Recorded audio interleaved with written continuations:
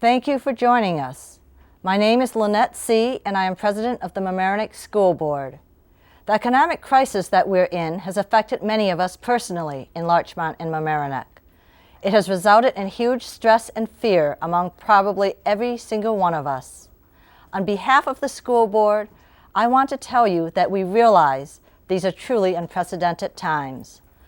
But despite these tough times, we as a school board cannot neglect our obligation and responsibility to maintain the infrastructure of our schools, and most importantly, ensure that our schools stay open. The Larchmont-Mamaroneck community takes pride in our schools, and we take pride in this wonderful, one-of-a-kind community. We wouldn't be coming to you at this difficult time unless we felt an urgency to do so. Let me explain why there is a sense of urgency.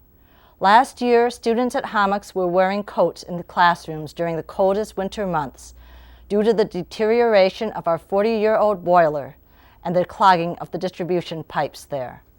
And we, in fact, had to authorize $25,000 in emergency repairs for the central boiler at the beginning of this school year.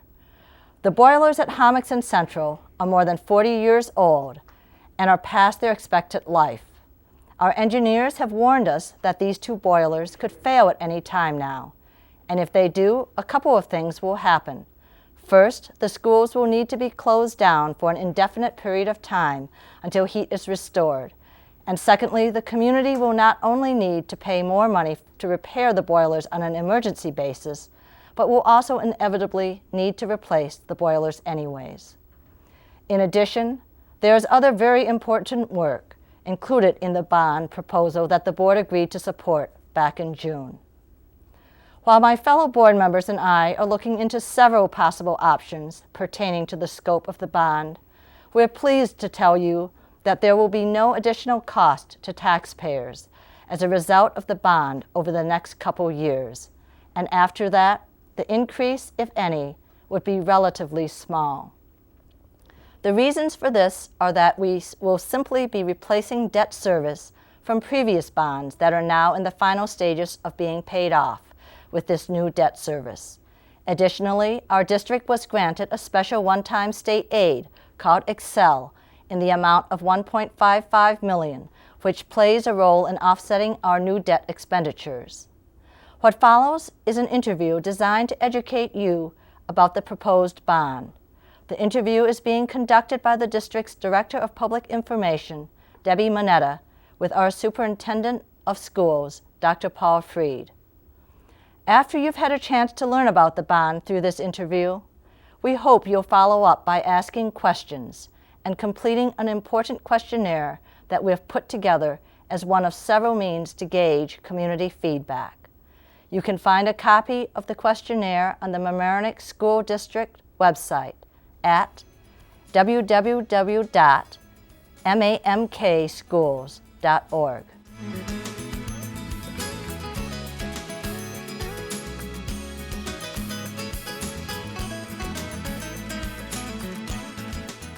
Dr. Freed, good afternoon. Thank you so much for joining us today. My pleasure. Give us a brief history, if you can, of the bond. I know that originally the bond was slated at $70 million, and now it's being scaled back. Is that the case? That is the case. School districts are required to have 5-year plans in order to plan ahead for improvements to the school system itself in terms of capital improvements having to do with buildings and grounds and safety kinds of features. Over the last 3 years, the building committee has been working closely with the Board of Education as they've looked at the recommendations that have come to them, and this has been the $75 million package that you just identified. Now, originally, it was for $65 million, and that came out of the work of the building committee. The Board of Education identified the need for fields in our school district as well. Approximately 8 years ago, the community started to identify the lack of field space in the district and community. And so altogether, that became a $75 million possible expenditure that the district was considering.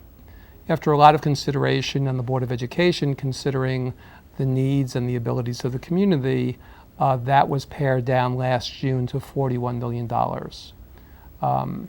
Recently, we've gone through the environmental reviews pertaining to that $41 million prospective bond, and that brings us up to date at this point in time. Of course, just as the environmental reviews were finished, the economy took a turn for the worst, and that's the situation we're in today. Right. So given this new, or I should say the current economic climate, tell me about the different versions of the bond that the board is considering. Sure. The first version we're referring to as bare bones, because these are parts of the bond that we consider essential, and that's $22.1 million. Okay. And again, we see that as an emergency bond, and we're calling that the bare bones bond. The second part of the bond we're calling the June 5th scenario, because that comes from the work that the board approved last June 5th at a Board of Education meeting, and altogether that was for the $41 million. And what does the bare bones actually include? Yeah, the bare bones includes things, again, that the board considers essential to the vitality and the absolute necessity for the community. And this includes boilers, both at the Hommocks and at Central, which are now more than 40 years old. Wow. And are That's very old. And possibly can fail at any time, according to the people who service our boilers. Along with that are the distribution systems to bring the hot air throughout the buildings. Also included in that is windows at the Hommocks, which again are single pane, very often rattling in the sleeves that they're in when there's high winds, not insulating the building at all. And then finally, there's roofs in several of the buildings that really need to be replaced because we're concerned about leaks, which cause damage to ceilings, to walls in the building, and so on and so forth. Right. So the June 5th scenario, what all was included in that version? The June 5th then adds some additional kinds of expenditures having to do with, again, health and safety. It includes things like asbestos abatement. It includes looking at issues having to do with the electrical work in buildings. In some of our elementary schools, where the electrical systems are very, very old, we can't put more than one computer in the classroom and really put smart boards and other kinds of electronics in classrooms because the electrical system just won't allow it. Mm-hmm. We're also talking about replacement of fire alarm systems and work on bathrooms. So these are all, from what I understand, these, even in the June 5th scenario, these are all things that really were identified as being essential. All of these things as well. Definitely. And just to make a few more remarks about the boilers, if the boilers should fail, that presents very, very large issues for our district and community. First of all is the loss of time, as we would have to close a school if a boiler should fail, and then loss of instructional time. From there, we're talking about some emergency measures coming into place, either to spend money on repairs, or if they in fact have failed for good, to truck in emergency boilers on trucks and get the heating system up and running. Oh my goodness, do you know any other school districts that have done that? I don't, but I know that of course that scenario does exist if in fact you had to make some emergency kinds of changes. And should we even have to go to that length, we still haven't solved the problem. Eventually, we can only in an emergency mitigate the situation. We would still have to, in fact, put a bond before the community to purchase new boilers if that should happen. And as you know, anything you do in an emergency situation costs you far more than if you've planned out the situation. So it sounds like it is a very lengthy process. Absolutely. Again, unlike you or I, who would call a heating company, and within 24 hours they'd probably be installing a new boiler in our homes, we have to go through some very lengthy regulatory processes in order for this to actually occur. First of all, bringing in architects and engineers to make sure that the size of the boiler the specifications are all correct. Second of all, be looking to ask the community to support the purchase of the boilers through a bond vote, applying to state education for approval. Could take up to a 6-month kind of process for that to occur. Ultimately bidding out the project, because again, when projects are of a certain size, we need to go through a bid process. So as you can see, this could take some time. The other part of this is that in order for the work to be done, we would have to actually do it over a summer, because it When couldn't— school's not in session. Exactly, Okay. couldn't be doing it when school's in session, because again, it is such a large intrusion Right. into the infrastructure of the school. Okay. Let me ask you another question. Many people associate a bond with capital improvements such as expanding or remodeling. Why must you include vital essentials into a bond referendum? Couldn't you just lump it all into the operating budget? Sure, good question. The best way to think of a bond is to think of it as like a home improvement loan, where you pay that off over time rather than all at once.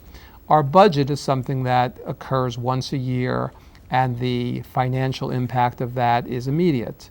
A bond, like a home improvement loan, is paid off over many years, and the amount of money that we'd be looking to use for these scenarios is large enough that if we were to do it in only 1 year through a typical operating cost of a budget, the impact would be so great that the community would never be able to or want to support that kind of arrangement. Okay, so speaking of taxes, what is the tax impact going to be as a result of this bond? How much higher will my taxes be? Sure. Well, actually, a very small increase. And that's because that we, of course, now, like every school district, has some debt service, which is our payments of these long-term loans that we've taken out for past capital improvements, such as the renovations to our high school and the addition to Mamaroneck Avenue School and things like that.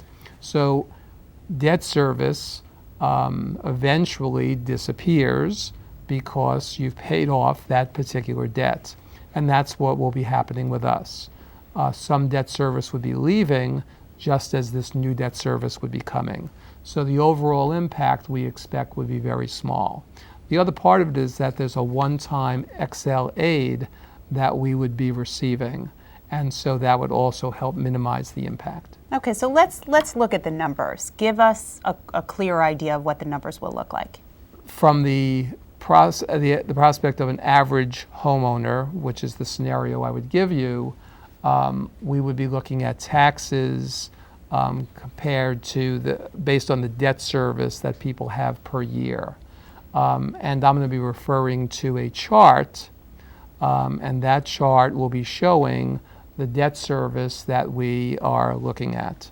So the chart, as you can see, has, it's a graph, and the graph has light blue bars, which show the bare bones scenario, the $22 million scenario.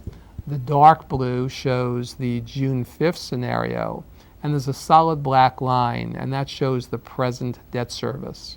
And as you look at the chart, and the graph, I should say, you can see that if the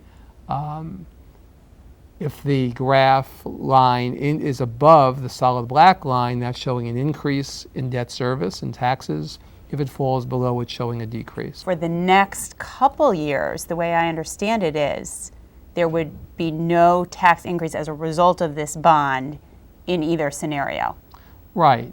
Next year, for example, you can see that there is actually you're paying less because some debt service has come off of the books. If you look at the light blue, which is the bare bones, there's a minimal increase, and there's actually no increase for the first 3 years. The first increase comes in years 2012, 2013. That's for the bare bones. For the bare bones. Okay. And there the increase is $39 per year. And there's only 3 years through all of the debt that shows actual increases. The other years are actually lower. As we look at the June 5th scenario, things are a bit different. So if you look at the dark blue graphing lines, you'll see in the first year there's no increase. After the first year, there's an $86 increase in the taxes per year. And then as you look several years down the line, you can see that there's greater increase, but the largest increase that we show there is a few $100s. Okay, so let's talk for a second then about the difference in the tax level between the bare bones and the June 5th scenario. Absolutely. The difference actually is much lower than you would think. As you know, the bare bones at $22.1 million, the June 5th scenario at $41 million, with the extra pieces that we talked about, including the playgrounds, the extra work in terms of the safety area, the areas of safety and concern throughout the district, as well as the fields. The maximum difference in any one year between the two versions is $315. Okay, okay. One other thing that I think is interesting to point out to viewers is that in the long run, this bond actually saves taxpayers money. Can you explain that a little bit? There's some energy efficiencies. How would really spending this money actually work to save money in the long run? Sure. Well, you just, of course, identified one of those areas, which are the efficiencies we would receive by having more efficient boilers, by having double pane glass in our windows at the Homics. And as you know, that building has lots and lots of glass all around it. Roofs so that we don't undergo costly repairs for leakage and things like that. So we do have those efficiencies. We also, of course, don't fall into the scenario of needing an emergency work done. We always can plan better and save money when it's thoughtfully laid out, when we're taking advantage of the best interest rates available. So again, as we can lay out plans, we're always going to be able to save money over rushing to do something because it's an emergency. Sure, of course. I know that the board is planning on meeting again November 12th to make a decision on the scope and the timing of the bond. What can viewers who are listening today, what can they do to provide input on the different versions that are out there? And the board is very, very interested in getting input from the community. As you know, there was a very important special board meeting called for October 30th to provide the community with an opportunity to come in and talk to the board about what was on their mind having to do with the various versions of the bond. The board listened carefully. The board has created a questionnaire to also get input from our community about the bond.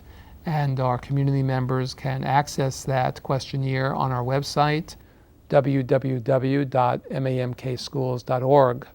When they go onto our website, they'll be at the home page. They can look on the left-hand side of that home page, and they will see a tab that says Bond Questionnaire. And if they click on that tab, it'll take them to the questionnaire. They can return that questionnaire online to us, or they can fax it to us, or in all of our schools, there'll be a drop-off container for them, also in our libraries and at the town center. Okay. They can also email board members, and our board members are all in our district calendar, and they're very, very interested in getting feedback. Okay. Dr. Freed, thank you so much for joining us today. It's my pleasure. pleasure. We'll look forward to doing another interview after the November 12th board meeting. Terrific. Thank you.